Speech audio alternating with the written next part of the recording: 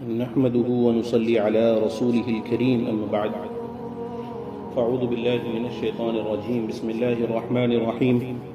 قل إن كنتم تحبون الله فاتبعوني يحببكم الله ويغفر لكم ذنوبكم والله غفور رحيم فقد قال النبي صلى الله عليه وسلم لا يؤمن أحدكم حتى أكون أحب إليه من والده وولده والناس أجمعين صدق الله العظيم اللهم صل على سيدنا محمد وعلى آل سيدنا محمد وبارك وسلم اللهم صل على سيدنا محمد وعلى آل سيدنا محمد وبارك وسلم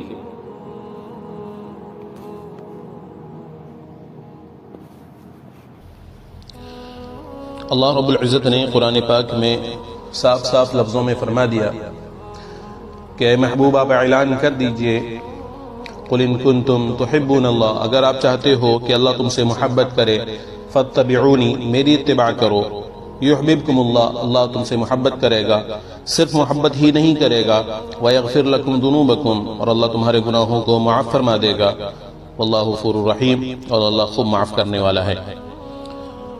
اللہ کے نبی صلی اللہ علیہ وسلم نے اپنی محبت کی ایک معیار بتلائی ہے۔ آج دنیا کا ہر ایک مسلمان یہ دعویٰ تو کرتا ہے کہ ہمیں اللہ کے نبی صلی اللہ علیہ وسلم سے محبت ہے، تو کیا وہ اپنے دعوے میں سچا ہے؟ کیا ایسی کوئی تھرمامیٹر، کیا ایسا کوئی ڈیوائس بنا ہے کہ جس میں ہم اپنی محبت کو جانچ لیں کہ ہماری محبت صحیح ہے یا نہیں ہے، یا ہماری محبت کا معیار، ہماری محبت کی کوانٹیٹی یا ہماری محبت کی کوالٹی یہ ٹھیک بھی ہے یا نہیں ہے؟ تو قربان جائیں پیارے آقا جناب محمد رسول اللہ صلی اللہ علیہ وسلم کی ذات پر۔ آپ نے صحابہ کرام رضی اللہ تعالی علیہم اجمعین کی ایسی تربیت فرمائی کہ صحابہ کرام نے اپنی زندگی میں اللہ کے نبی صلی اللہ علیہ وسلم سے محبت کر کے قیامت تک کے آنے والے انسانوں کے لیے محبت کرنے کا صحیح اور مکمل طریقہ بتلا دیا۔ محبت تو اسی کو کہتے ہیں، اسی طریقے سے اگر آپ اللہ کے نبی صلی اللہ علیہ وسلم سے محبت کریں گے تو کامیابی ملے گی، اللہ کا نبی خوش ہوگا، اور اگر آپ اس طریقے سے محبت نہیں کرتے ہیں اللہ کا نبی خوش نہیں ہوگا۔ آپ اپنے محبت کے دعوے میں جھوٹے ہیں، مکار ہیں، اپنے محبت کے دعوے میں دوغلا پنا آپ کر رہے ہیں، آپ محبت نہیں کر رہے ہیں۔ محبت اللہ کے نبی صلی اللہ علیہ وسلم کے پیارے پیارے صحابہ، قربان جائیں میری جان، میرا مال، میری اولاد بھی آپ صحابہ پر قربان ہے، آپ نے محبت کیا ہی نہیں بلکہ محبت کرنے کا حق ادا کر کے بتلایا، محبت کا حق ادا کر دیا۔ ایسی محبت قیامت تک کوئی نہیں کر سکتا، کوئی نہیں کر سکتا جیسی محبت صحابہ کرام نے اپنے محبوب، اپنے آقا، اپنے نبی جناب محمد رسول اللہ صلی اللہ علیہ وسلم کے ساتھ فرمائی۔ ایک عجیب بات پڑھی، اب فرمایا، ایک جگہ پڑھا، ایک حدیث میں آیا اللہ کے نبی صلی اللہ علیہ وسلم کی زلفیں جو تھی، یعنی بال جو تھے وہ گردن تک تھے، لمبے لمبے بال آپ رکھا کرتے تھے، تو آپ بیچ سے مانگ نکالا کرتے تھے، بیچ سے آپ نے مانگ نکالا۔ ایک صحابی تھے حبشی، یعنی آج کے وقت میں ہم جیسے افریقن کنٹریز کو کہتے، تو جہاں ان کے بال جو ہیں بہت سخت ہوتے ہیں، وہ ہم کنگھی کی طرح ان پر جھاڑ نہیں سکتے، بس جیسے ہیں ویسے ہی رہتے، لیکن وہ صحابی کا شوق تھا کہ کسی طرح میرا سر بھی جناب محمد رسول اللہ صلی اللہ علیہ وسلم کی سر کی طرح ہو جائے، یعنی میرا بھی بیچ سے مانگ نکل جائے، لیکن وہ باوجود کوشش کے وہ کامیاب نہیں ہوتے تھے، کیونکہ وہ مانگ تو بنتا ہی نہیں تھا، وہ بال بہت سخت تھے۔ اس میں وہ بہت پریشان رہتے تھے کہ کس طرح کسی طرح بھی میرا بال، میرا سر بھی جناب محمد رسول اللہ صلی اللہ علیہ وسلم کی طرح ہو جائے۔ ایک مرتبہ وہ بازار میں بیٹھے تھے اور ایک لوہار کے سامنے بیٹھے تھے جو لوہے کو پگھلا کر اپنے اوزار بناتا ہے، اس کے ساتھ بیٹھے تھے۔ اچانک آپ کو کیا سوجھی، آپ نے وہ لوہا جو انگارے میں، آگ میں تپ رہا تھا، بالکل انگارے کی شکل میں تھا، آپ نے اس کو ہاتھ میں لیا اور اپنے سر پر، بیچ پر، سر کے بیچ پر جو ہے اپنے سر کے حصے کو جلا لیا۔ تو اس سے یہ ہوا کہ آپ کا سر مبارک کے وہ بال بیچ میں جل گئے اور چمڑا بھی جل گیا، سر کا چمڑا جو تھا اوپری حصے کا چمڑا وہ بھی جل گیا، اور سر کی سفیدی نظر آئی، جو سفید چمڑا ہے وہ نظر آنے لگا۔ اس کے بعد آپ نے وہ لوہا پھینکا اور بازار میں تڑپ رہے ہیں، کود رہے ہیں اور چیخ رہے ہیں، چلا رہے ہیں۔ تو لوگ گھر گئے آپس میں، قریب آئے، پوچھا کہ بھئی کیا بات ہے، تم جان بوجھ کر اپنے سر کو خود جلا رہے ہو اور چیخ رہے ہو، تڑپ رہے ہو درد کی وجہ سے؟ تو آپ نے جو جواب دیا ہے وہ میرے اور آپ کے آنکھوں کو اور دل کو یقیناً جھنجھوڑنے والا ہے کہ ہم سمجھیں کہ ہم کہاں ہیں، ہم کس کیٹیگری میں ہم کھڑے ہیں۔ وہ صحابی نے فرمایا کہ لوگوں، تم تو دیکھتے تھے کہ میرا سر، میں بیچ سے مانگ نہیں نکال سکتا تھا تم لوگوں کی طرح، لیکن ابھی جو میں نے حرکت کیا ہے، یہ چند دن کے بعد، چند لمحے کے بعد، کچھ ہی دنوں میں یہ جو حصہ جل رہا ہے، جو آج جلن ہو رہی ہے، تڑپ ہو رہی ہے، یہ چند دنوں کے بعد یہ ختم ہو جائے گا، جلن ختم ہو جائے گی، لیکن میرا وہ حصہ جل جانے کی وجہ سے بیچ میں ایک مانگ کی شکل لے لے گا۔ اب میرا سر بھی جناب محمد رسول اللہ صلی اللہ علیہ وسلم کے طریقے کا مطابق ہو جائے گا۔ اللہ اکبر! کیا تھا وہ عشق، کیسے لوگ تھے وہ لوگ، اور ہم کہاں کس دورانیے پہ کھڑے ہیں، ہم کس راستے کے مسافر ہیں، لیکن ہمارے دعوے ان سے بڑے ہیں، ہم دعوت ان سے بڑا کرتے ہیں کہ ہمیں بڑا نبی سے محبت ہے، بڑا نبی سے عشق ہے۔ ہمارے عمل کہاں ہیں؟ کون سا ہم عمل کرتے ہیں جس میں اللہ کے نبی صلی اللہ علیہ وسلم کو خوشی ہوتی ہے؟ اللہ کے نبی صلی اللہ علیہ وسلم نے فرمایا کہ نماز میرے آنکھوں کی ٹھنڈک ہے، جس نے نماز کو قائم کیا اس نے میرے آنکھوں کو ٹھنڈک پہنچائی۔ ہم محبت کا دعویٰ کرتے ہیں اور پوری نمازیں ہماری چھوٹتی ہیں، ختم ہوتی ہیں، ہم قضا بھی نہیں پڑھتے، نمازیں چھوٹ جاتی ہیں، مسلمان نماز ہی نہیں پڑھ رہا ہے، اور نہ پڑھنے کی وجہ سے وہ اپنے محبوب کی آنکھ کو تکلیف پہنچا رہا ہے، لیکن دعویٰ اس کا یہ ہے کہ وہ نبی سے محبت کرتا ہے۔ آپ دل پر ہاتھ رکھ کے سوچیں کہ کیا یہ دعویٰ صحیح ہے، کیا یہ دعویٰ حق ہے؟ اصل عاشق تو وہ ہوتا ہے جو اپنے محبوب کی بات کو سب سے پہلے رکھے، چند گھڑی، چند دن یا چند لمحے کے لیے نہیں۔ وہ تو جھوٹا ہے جو چند لمحے کی بات مانتا ہے، وہ عاشق نہیں ہو سکتا۔ حضور کا عشق تو یہ ہے کہ تم نمازی بن جاؤ، حضور کا عشق تو یہ ہے کہ تم ایماندار بن جاؤ، حضور کا عشق تو یہ ہے کہ تم لوگوں سے سچے دل سے محبت کرنے والے بن جاؤ، حضور کا عشق تو یہ ہے کہ تم اخلاص والے بن جاؤ، حضور کا عشق تو یہ ہے کہ ہماری عورتیں پاک دامن بن جائیں، حضور کا عشق تو یہ ہے کہ ہماری عورتیں با پردہ با حیا بن جائیں، حضور کا عشق تو یہ ہے ہمارے زبان سے جھوٹ ختم ہو جائے، حضور کا عشق تو یہ ہے کہ ہماری بہنوں کے سر سے دوپٹہ نہ اترے، حضور کا عشق تو یہ ہے کہ جب حضور کا نام آئے تو ہماری زبان سے درود جاری ہو جائے، حضور کا عشق تو یہ ہے کہ حضور کے نام پر جان قربان کرنے کی بات آئے تو ہم جان دے دیں گے، حضور کی محبت کا سودا نہیں کریں گے، حضور سے عشق تو یہ ہے کہ ہم جھوٹ نہیں بولیں گے، ہم رشوت نہیں لیں گے، ہم چوری نہیں کریں گے، ہم زنا نہیں کریں گے، ہم عشق اور معشوق کے چکر میں نہیں پھنسیں گے، ہم بے حیائی کے کام نہیں کریں گے، ہم فحش کام نہیں کریں گے، ہم شراب نہیں پئیں گے، ہم زنا نہیں کریں گے، ہم جوا اور ان چیزوں سے بچیں گے، ہم ہر گناہ سے بچیں گے، ہر نیک کام میں ہم آگے بڑھیں گے، ہم دین کے کام میں آگے بڑھیں گے، قرآن سے محبت کریں گے، نماز سے محبت کریں گے۔ یہ تمام چیزیں وہ ہیں جس سے حضور کا عشق پتہ چلتا ہے، لیکن ہمارا نہیں، ہمارا ذکر نہیں، ہمارا روزہ نہیں، ہمارا حج نہیں۔ اللہ نے پیسے دیے ہیں، زکوٰۃ نہیں نکالتا، وہ عاشق رسول ہو سکتا ہے؟ اللہ نے پیسے دیے وہ حج نہیں کر سکتا، وہ عاشق رسول ہو سکتا ہے؟ اللہ نے مال دیا ہے، وہ غریبوں کی مدد نہیں کرتا، وہ عاشق رسول ہو سکتا ہے؟ اللہ نے جوانی دی ہے، اس کو عبادت میں نہیں لگا کر وہ ضائع کر رہا ہے، وہ عاشق رسول ہو سکتا ہے؟ اللہ نے آپ کو جو نعمتیں دی ہیں آپ اس کی ناقدری کر رہے ہیں، تو کیا وہ آپ عاشق رسول ہو سکتے ہیں؟ ہماری بہنوں کے سروں پر دوپٹہ نہیں، وہ عاشق رسول ہیں؟ وہ بے حیائی کے کاموں میں لگی ہوئی ہیں، وہ عاشق رسول ہیں؟ رات کو چھپ چھپ کر اپنے گندے اور بےہودہ عاشق کے ساتھ باتیں ہماری ہو رہی ہیں، ہم عاشق رسول ہیں؟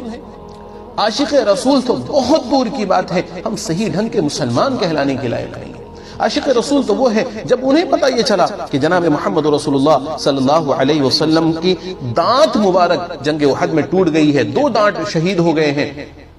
ان کو خبر ملتی ہے ہائے کیسا عشق تھا. ان کو خبر ملتی ہے ہائے میرے نبی کا 2 دانت ٹوٹ گیا, میرے پورے دانت ہو سکتے ہیں, ناممکن بات ہے. انہوں نے اپنے 2 دانت توڑ دیے. پھر خیال آیا کہ ارے میں نے تو اس طرف کے دانت توڑے ہیں, دائیں جانب کے دانت توڑے ہیں, بائیں جانب پتہ نہیں حضور کے کون سے دانت ٹوٹے ہیں, کون سے دانت شہید ہوئے, ہمیں تو پتہ ہی نہیں. یہ سوچ کر ہو سکتا ہے اوپر کے ٹوٹے ہوں اسے توڑا, ہو سکتا ہے نیچے کے توڑے ہوں اسے توڑا, ہو سکتا ہے دائیں والے ٹوٹے ہوں اپنے دانت کو توڑا. کہتے کہتے اس نے اپنے پورے دانت کو توڑ دیا, صرف اس لیے. میں نہیں کہتا کہ کل آپ دانت توڑ لیں, میں یہ کہتا ہوں کہ صحابہ نے عشق کرنے کا حق ادا کیا, صحابہ نے عشق کیا ہے. ابو بکر سے پوچھتے, ابو بکر نے اپنا پورا مال لا کر اللہ کے نبی صلی اللہ علیہ وسلم نے, اللہ کے نبی صلی اللہ علیہ وسلم نے اعلان کیا کہ بھئی مجھے مال کی ضرورت ہے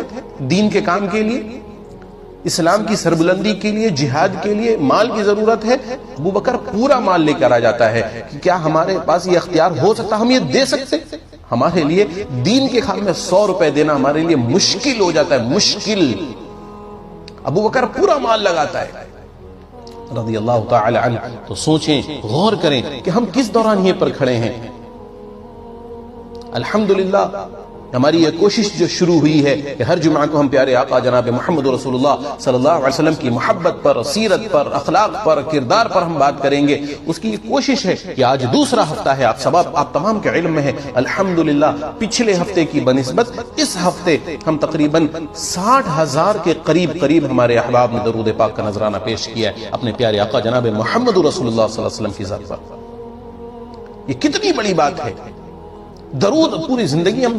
پوری صبح سے لے کر شام تک ہماری زبان سے درود کا نہیں نکل رہا ہے. پیارے آقا کی شان میں, پیارے آقا کی سنت پر عمل کرنے کو ہمارا جی نہیں چاہ رہا ہے, اور ہم عاشق رسول بنے ہوئے.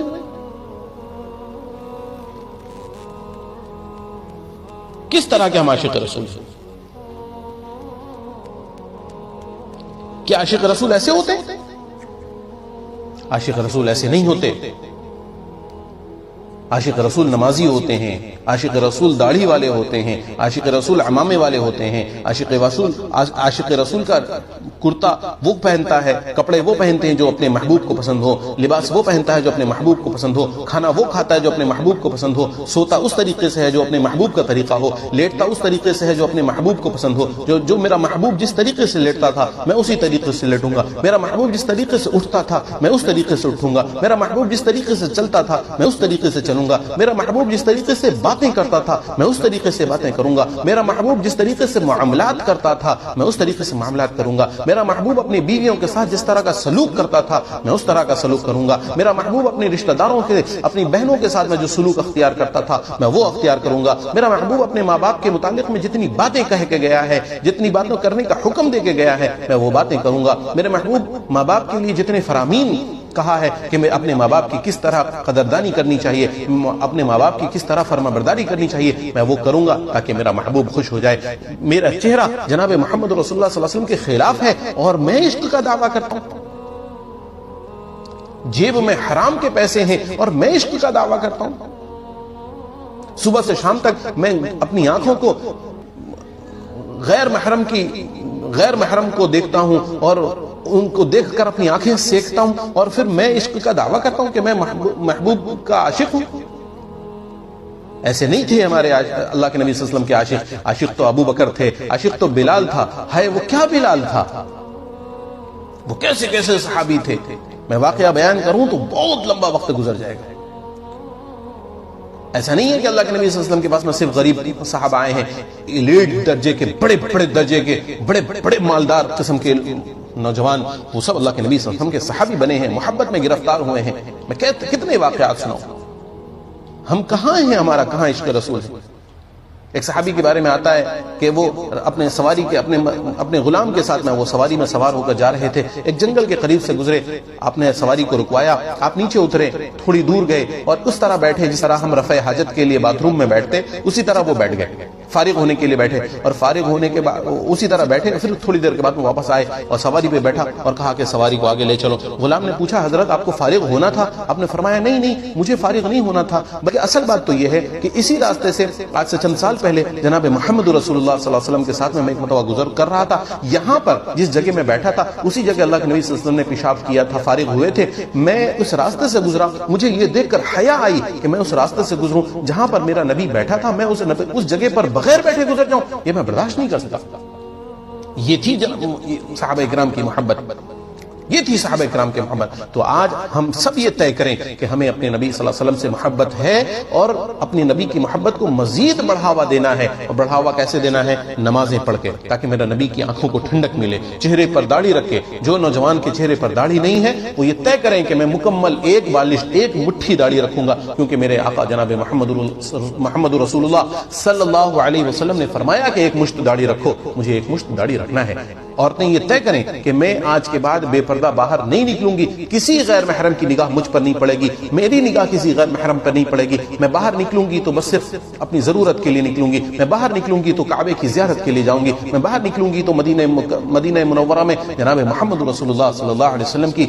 روضے پر سلام پیش کرنے کے لیے باہر نکلوں گی۔ اس کے علاوہ میں باہر نہیں نکلوں گی، میری میت باہر نکلے گی، میں تو باہر نہیں نکلنے والی۔ یہ طے کریں، اور یہ بھی طے کریں اللہ نے آپ کو مال دیا ہے، اللہ نے آپ کو وہ قابلیت دی ہے، تو آپ اللہ کے نبی صلی اللہ علیہ وسلم سے محبت میں درود کا خوب کثرت سے درود پاک پڑھیں۔ اور بہت سارے لوگوں کی خواہش ہوتی ہے عمرے میں جانے کے لیے کہ کس طرح میں اللہ کے نبی صلی اللہ علیہ وسلم کے روضے پر حاضری دے دوں، تو وہاں جائیں، ضرور جائیں اور بار بار جائیں، لیکن جانے سے پہلے تیاری کریں، اپنے دل کی صفائی کریں، اپنی زبان کو پاک کریں، اپنی نگاہوں کو پاک کریں، پھر وہاں جائیں اور اللہ کے نبی صلی اللہ علیہ وسلم کی دربار میں بیٹھ کر درود پاک کا نذرانہ پیش کریں، صلاۃ و سلام کا نذرانہ پیش کریں، اور وہاں اپنی محبت کا اظہار کریں، روئیں، گڑ گڑائیں، تڑپیں، مچلیں، بار بار جائیں۔ اور جس کو جانے کی توفیق ملتی ہے وہ بڑا خوش نصیب ہے۔ دعا کریں کہ اس عاجز کا بھی ارادہ ہے، آئندہ مہینے کا ارادہ ہے انشاءاللہ کہ آئندہ مہینہ 13، 14، 15 تاریخ کے درمیان میں انشاءاللہ عمرے کا سفر ہے۔ آپ تمام احباب سے دعا کی گزارش ہے کہ آپ تمام احباب دعا کریں کہ اللہ تبارک و تعالی اس عاجز کے سفر کو بھی قبول فرمائے، اور انشاءاللہ ہم بہت خوش نصیب ہوں گے۔ اللہ کرے کہ یہ عاجز کا سفر ہو جائے تو میری بہت خواہش ہے کہ الحمدللہ میں وہیں پر بیٹھ کر اپنے سے محبت کرنے والے اپنے بھائیوں کو، اپنی بہنوں کو، اپنے دوستوں کو، اپنے رشتہ داروں کو وہاں سے بیٹھ کر کچھ سبق پیش کروں، جو آج ہم اپنے گھر پر بیٹھ کر، ایک جگہ پر بیٹھ کر، اپنے مدرسے میں بیٹھ کر ہم یہ سبق پیش کر رہے ہیں۔ وہ کتنی خوش نصیبی ہوگی ہماری کہ ہم وہ باتیں سنیں گے جہاں پر حرم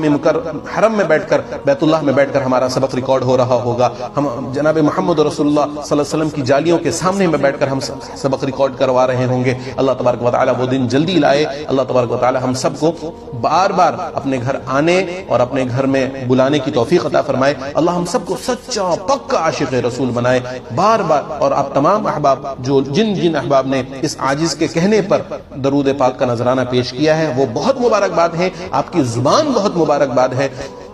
آپ کی زبان بہت مبارک ہے کہ اس نے اللہ کے نبی صلی اللہ علیہ وسلم کا نام لیا۔ یہ بہت قسمت والے ہیں آپ کہ آپ کی زبان سے اللہ کے نبی صلی اللہ علیہ وسلم کا نام نکلا ہے۔ آپ اندازہ کر سکتے ہیں، میں وقت زیادہ ہو رہا ہے، میں ایک حدیث سنا کر جاتا ہوں۔ اللہ کے نبی صلی اللہ علیہ وسلم جہاں آرام فرما رہے ہیں، جس کو ہم مدینہ کہتے ہیں، مسجد نبوی کہتے ہیں، اس کے اندر آپ آرام فرما رہے ہیں۔ حدیث پاک میں آتا ہے کہ روزانہ 70,000 فرشتے صبح صرف سلام پیش کرنے کے لیے آتے ہیں۔ 70,000 فرشتے اللہ نے سلام پیش کرنے کے لیے صبح 70,000 بھیجتا ہے، اور پھر شام کو 70,000 فرشتے سلام پیش کرنے کے لیے آتے ہیں۔ اور مزے کی بات، تعجب کی بات، حیرانگی کی بات یہ ہے کہ جو ایک بار آتا ہے وہ قیامت تک اس کو دوبارہ آنے کا موقع نہیں ملتا۔ یعنی اللہ کے نبی صلی اللہ علیہ وسلم کا دربار کتنا بڑا ہے، اللہ کے نبی صلی اللہ علیہ وسلم کی ذات کتنی بڑی ہے، آپ کتنی بلند شخصیت تھے۔ انشاءاللہ آئندہ سیریز میں ہم اس پر بات کریں گے میرے نبی کا مقام کیا ہے۔ ہم نے اپنے نبی کے مقام کو جانا نہیں ہے، اسی لیے ہمیں پتہ نہیں ہے کہ جناب محمد رسول اللہ صلی اللہ علیہ وسلم سے کس قدر محبت کرنی چاہیے۔ اللہ تبارک و تعالی ہمارے دل میں اپنے پیارے آقا جناب محمد رسول اللہ صلی اللہ علیہ وسلم کی سچی محبت پیدا فرمائے، ہمیں سنتوں کا عاشق بنائے، ایک ایک سنت کو پوچھ کر، سیکھ کر عمل کرنے کی توفیق عطا فرمائے۔ اللہ تبارک و تعالی ہم سب کو دین کی باتیں سننے، سیکھنے، سمجھنے سے زیادہ اس پر عمل کرنے کی توفیق عطا فرمائے۔ وآخر دعوانا الحمدللہ رب العالمین۔